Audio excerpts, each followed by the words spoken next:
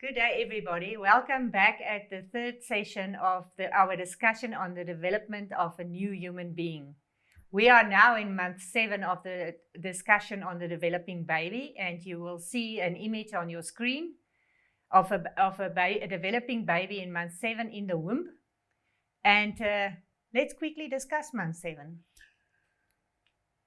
Well, I think at this point the baby becomes responsive. Its hearing is developing, its eyes are being used, its movement is being used, and I think it's starting to respond to the outside environment. That means it starts influencing it from the mother, and so it's becoming more human every moment. Would you say this is the first point where the baby can already experience what's going on in the womb or outside the womb? Or Yes. did this happen earlier?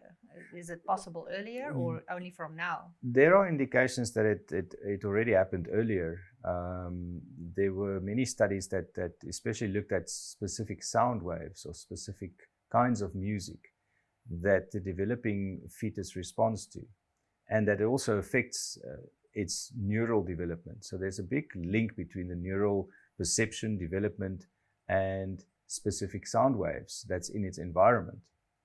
So those things would indicate that definitely. It's very interesting for you mentioning that.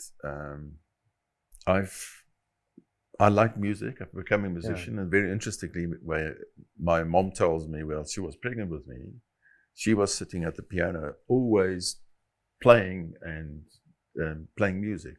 So it's very interesting you mentioned that. Yeah, Yes, I know yeah. many parents play music from an early stage Yes. to the baby already in the womb. And it has an effect on the neural development.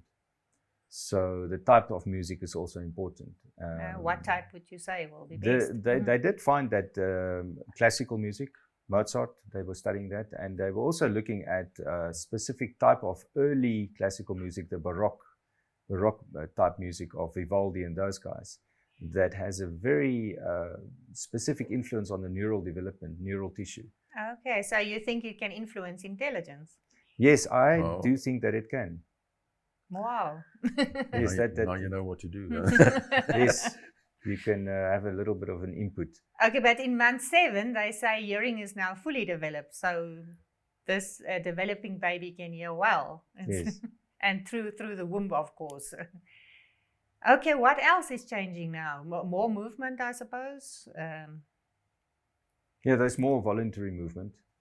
The muscular tissue is laying down. There's more muscular tissue being formed, and it's connected to certain limbs. So you do have your more voluntary movement. And I understand the fluid from the amniotic bag is now diminishing. Yes. Making ready for Well, birth. the baby's growing fast, so I mean, at this point, it's probably reached something around over 30, up to 35 centimeters. Yeah. Length. Okay, so let's look at another image in month 8. You will see on the images it doesn't change much now from one image to another. Yes. You can't really see on the outside Yes. now what is changing. And it's mainly a volume thing. So the volume is expanding. So growing, Yes, the same organs and the same Yes. everything is now growing Yeah, and the developing organs- further. Yeah, they are laid down. The organs are formed. They're all made from the initial fertilized cell and sperm. Those genetic materials have divided, and each cell had its signal to tell it become this or become that. So that process is really at an end now. Okay. So that means the organs are all fully functional already? Yeah, they're mostly all fully functional. Like I said earlier, the pulmonary tissue is not fully laid down yet. And it's Okay. really amazing to see that in those last few weeks, how fast it does form. And that's usually where the problem lies if there's an early birth. Yes. So you need to go through month 9, and with the way they calculate it, actually to month 10 Yeah, to to get to a perfect baby. Right into month 10, month 9.5, if you want to look at it like that. Okay. Okay, so now with natural birth, what's happening now in month 10? Now the female body or reproductive system must now be ready for natural birth. Yes. So I understand that there are a lot of hormones playing a role here. And Skulk, I know you know a lot about the working of hormones in the female body. So, and I understand also that the cervix is now changing. It's getting thinner, shorter. Yes, it's all in preparation of childbirth, but the hormonal secretions are very important now, and even there can be many mistakes, but they are specifically regulated and controlled, the levels at which they are, and it's amazing to see how the cycle adapts towards the end of pregnancy, how certain hormones are dropping in concentration and certain other hormones are increasing their concentration. You've got your pregnancy hormones, but that process is finely controlled, and you have specific hormones that are now being released to prepare the body for, and that can be seen in physical changes, like you said, on the cervix and the birth canal. They undergo some physical changes. And also, do you need hormones to cause the contractions, to start the whole birth process and every step in it? Yes, they are, but they all are naturally provided by the human body, and they act on cue. So they act on a specific timing, and that is also, you can't really. It's very difficult to control that process from the outside. That's amazing. So that all these hormonal changes to the body then ultimately cause the baby to change position to be ready for birth. Yes, the position changes. That readies the baby for delivery. But also there are, right before delivery, there are even changes in the birth canal in the microbial population. And that is why when the baby passes through there, it's being coated by those microbes. That is very important for the resident population that's going to be in the resultant child. And that is why cesarean section, those types of deliveries are not really not ideal. Obviously, there are exceptions where it's necessary. Yes. But the natural process should happen that it passes through the birth canal, because that really prepares or gives the baby what it needs from its mother's environment. That relates to the immune system? Yes, a strong link with the immune system, and the strong link with the brain-gut axis that they speak of. Those microbes are very important for the perfect development. Do we have any idea on how many babies are still naturally born? I don't know the exact percentage, but it is much lower than it should be. And it should be. And why would that be? Well, what we're hearing is, let's face facts. Doctor has his schedule, and he wants to schedule his births. So the easiest way to do it is arrange a cesarean. Book the bed. Book the bed. Yeah, that you can book it ahead of time based on a schedule. So except for the mother demanding the different methods, that's the way I would presume it's the easiest to handle it. So with natural birth, you can't really plan the exact date. They can guess it, but they can't. But I think in many other cases, it's not possible anymore, because abnormalities, as you said, so many things can go wrong, have actually taken place, bringing the mother in the position that normal birth is not possible. And I think that's obviously also something. Those are areas where you would need to deliver the baby based on a schedule because of certain problems. Okay, but it's actually harming this new developing human being. Yes, and the child in later life, it has been found that those children that are not born naturally or were not delivered naturally have more health-associated problems, especially allergies and rhinitis and those kind of things that are very much linked to babies that are not delivered naturally. So it started in the womb already. It's very interesting, yes. When we see children with a lot of allergies, and one of the other factors also autoimmune problems. When we asked how the child was born, it comes out that it was a cesarean. Yes, because that's the microbes that the baby is covered with through normal delivery, through the birth canal. It passes through the birth canal, and the slimy environment there is full of microbes that coat the baby, and for protection. And it inevitably comes in through the mouth. And that is very important for the normal development of the immune system, which would explain why certain autoimmune diseases are then more prevalent, because your balanced immune system would prevent, to a large degree, autoimmunity from coming in.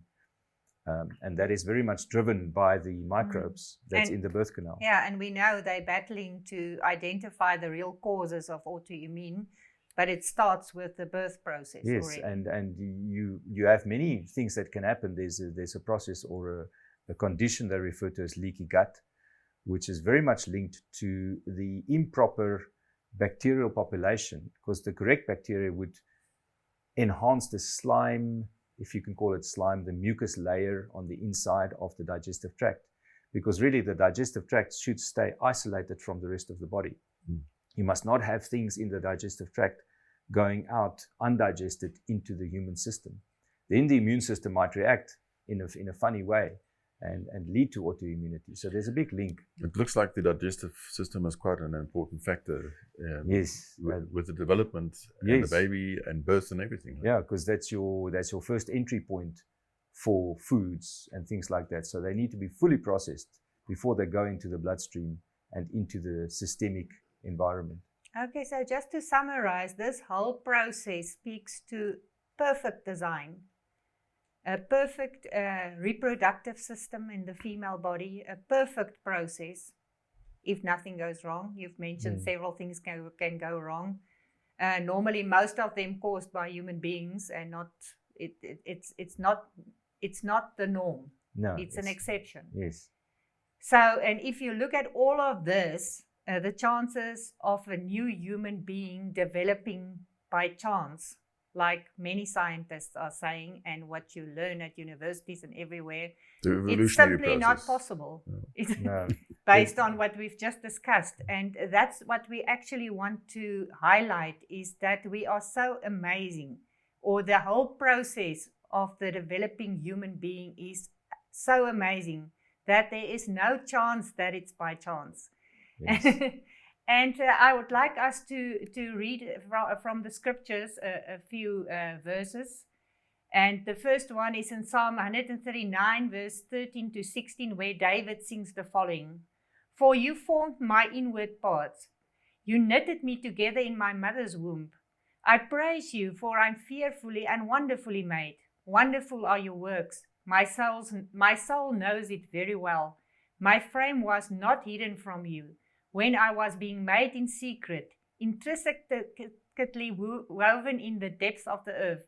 Your eyes saw my unformed substance. In your book were written, every one of them, the days that were formed for me, when as yet there was none of them. And actually there's some more in there. It is your days were formed, even the number of days that you will be living were already planned. So I'm sure some of them leave Earth before our times based on things that we did, but true. But there was a plan for you. So I think that means if you are focused on looking after yourself and doing the right things with regards to your lifestyle, your nutrition, and so many other things, your days should actually be quite a lot longer than what often turns out to be. That's true. You can go before your time. Yes, and what people also forget is that they would tend to say that, yes, but we all die and you all get old. So nothing you do can change that fact. Yes, sure, but the way in which you get old, you can change that. You can have an effect on that by your nutrition, the way you eat. Because I can turn 80 years old and the guy next to me is 80 years old as well, but he has had chronic health problems for the last 10 years of his life because of his lifestyle. And my last 10 years were more healthily spent because of the way I eat and the way I live. So yes, I also turn 80 and he turns 80 and we both die at the same age. But the way in which I aged was much different. It's the quality of life is the difference. You were healthy in your last years. Yeah, why do you want to live long if the quality is poor? Yes. Yeah, true. Harald, will you just read the next one for us, please? All right. It says in Jeremiah 1 verse 5, Before I formed you in the womb, I knew you, and before you were born, I consecrated you. I appointed you a prophet to the nations. What is actually amazing here is that the purpose of the person was also planned, not just the development of the human body and the number of days, but also the purpose. And I just want to go back to the number of days. I think you can be the cause of having a shorter life because of your lifestyle than originally planned. Yeah, and you can miss this purpose that was planned for you initially. So in the one sense, we can pray and say, Lord, let us not die before the time. In another sense, say, Lord, okay, let me do what you want us to do, and let me change my life according to how you want me to live. Enable me to do it in the best way possible. To fulfill my life's calling. Feeling ill the whole time, how will you function? Yes, what will you be able to do? Yeah. And we need to give over control to God more often through our relationship with Him. And it's not just going to church on Sunday, it's a relationship. You're not going to have a relationship with your wife where you only visit her once a week. That's true. It won't be much of a relationship. That won't work. So the same with God. He wants a relationship with us. And that is the thing. He gave us free will and choice, yes. And it's up to us to choose life or choose death. Sure. Definitely. I just want to read a few more because we now talked about the development of a new human being, and we mostly referred to the physical body. And we marveled about how it's growing from one fertilized human egg. But there's more to the body. It's not just, the purpose is already amazing that you were planned for, the number of days are amazing, but you're more than just a physical body made of flesh and blood. So I want to read a few other verses that's confirming that. In Genesis 2 verse 7, then the Lord formed a man from the dust of the ground and breathed into his nostrils the breath of life, and the man became a living being. So that developing body needs the breath of God to become a living person. Yes. Yeah. In Job 33 verse 4, the Spirit of God has made me, the breath of the Almighty gives me life. So without that, I don't think there will be any consciousness in the body. It will just be a body. Well, if we just to jump in there, if we look at energetics and the power that's inherent in an atom, when we look at what happened when they split the atom, the huge bomb happened. So the energy that was released from even one atom, and because we know that God is omnipresent, He's everywhere at the same time, He is that energy. So when we breathe, we really breathe in energy. And there's many older cultures and systems in the world that have breathing techniques in their health systems. And what happens when we breathe, it creates the perfect balance. And they have actually scientifically measured it. When we breathe properly, rhythmically, the whole time, it balances our sympathetic and our parasympathetic nervous systems. And that's also with what we see in some of the Eastern cultures, the signs that they have the perfect balance with that yin and yang. Those are alluding to the same things, is sitting still for a while, breathing deeply. We all heard from our mothers when we were children that when we were anxious, that you should just breathe calmly for a little while. And that is really in tune with God's breath and God's spirit. And we should look at this more in a spiritual way. But when we speak like that, people would tend to think, you are strange or you're funny if you speak in this way. And also alluding to Genesis 2 verse 7 that says there, then the Lord God formed man from the dust of the earth. Well, we don't then probably often use our brains when we miss that, because we have also scientifically measured when someone walks barefoot on the dust, his body is balanced. We took diabetic patients, and they measured their blood, and they saw that their blood is very coagulated and very unhealthy.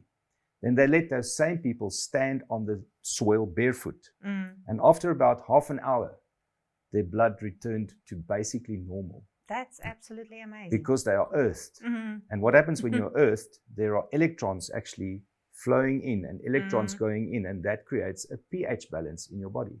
which balances the blood. Which is a huge So, problem today. Yes, and we're pH missing that. balance We're missing that fact. Yeah, it's one of the main complaints It's main people complaints. have. And pH balance controls what goes into your cell and what goes out. When the pH balance is off, your nutrients are not going in properly and your waste products are not going out. So definitely part of the treatment. Yes, and walk barefoot. If you have problems with your pH, definitely one of the things you need to do. Spend more time on the earth from which we were created. So we're missing the point. It's so easy. God put it in the Bible for us. We should just follow it. We didn't read it or we didn't understand it. From the earth. Yes. So why don't we spend more time on the earth with our bare feet? Yeah, that's amazing what you can learn from the Bible in terms of health. And your hands in the soil. There are microbes in the soil that balances your immune system. So work a bit more in the garden. Yes. So a child playing in a sandpit is actually a good thing. It's a good thing. We also doesn't happen much. Yeah, and we not anymore. We used to do that. We tend to have more energy and vigor when we're at the sea in a December holiday because we're walking barefoot on the sand for more periods of time. Interesting. Yeah, we just need to think about these things. Okay, one last verse I want to read. 1 Thessalonians 5 verse 23. May God himself, the God of peace, sanctify you through and through. May your whole spirit, soul and body be kept blameless at the coming of the Lord Jesus Christ. So that sort of summarizes what the human being consists of. We're not just the physical body. It's amazing how we developed. But we also spirits, and we have souls. Yes. And they're intricately interwoven with each other. That's true. Okay, and then just one last thing before we close off this session. Now that we've discussed the development of a new human being, I just like us to have a short discussion on abortion. What now? If you think about what we've just discussed, and what the laws allowed, actually in South Africa, it seems to be worse than in the USA, because a minor can enter pregnancy without the approval of any parent, up to the age of 13 weeks in the womb. And we looked at the images and we could see that you can really see a baby already at that stage. Fully formed, Yeah, and when one looks at that definition of life, then really life is where the sperm contacted the egg cell.